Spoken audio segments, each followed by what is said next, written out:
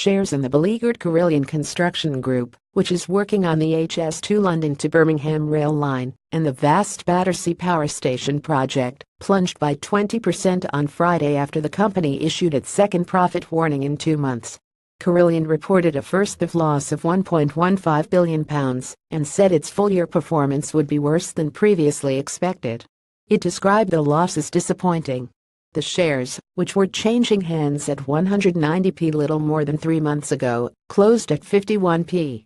The company is struggling with a large debt pile and badly performing contracts. It said it would write down £200 million on 23 support services contracts and was taking a £134 million charge relating to its UK and Canadian construction businesses. In July, the company shocked the city with a profit warning, an £845 million write-down, and the departure of its chief executive. "This is a disappointing set of results," said Keith Cochrane, who was appointed interim chief executive after his predecessor Richard Howson resigned when the group's financial problems emerged in July.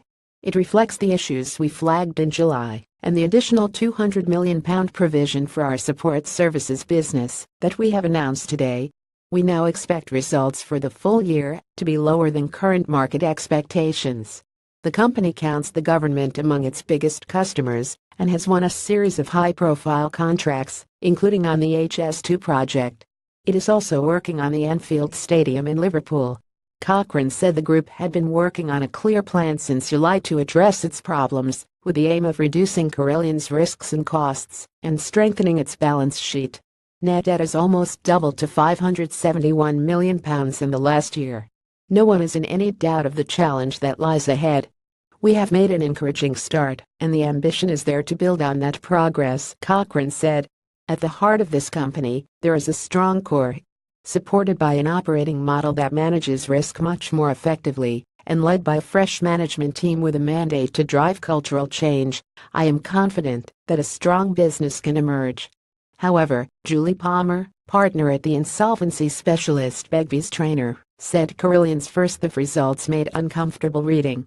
As one of the government's biggest contractors, with more than 50,000 staff worldwide and an eye-watering pension deficit, many believe that Carillion is now too big to fail. With no permanent chief executive in place, an unstable shareholder register and a current market value of less than £200 million, calling on investors to shore up its finances is no longer a possibility, she said. While the current management team is working hard to create a more stable and cash-positive base going forward by selling off non-core businesses including its healthcare operations in the UK and Canada, the most realistic short-term fix is a cheap sale to a white knight, which, if you believe the hype, could be just around the corner.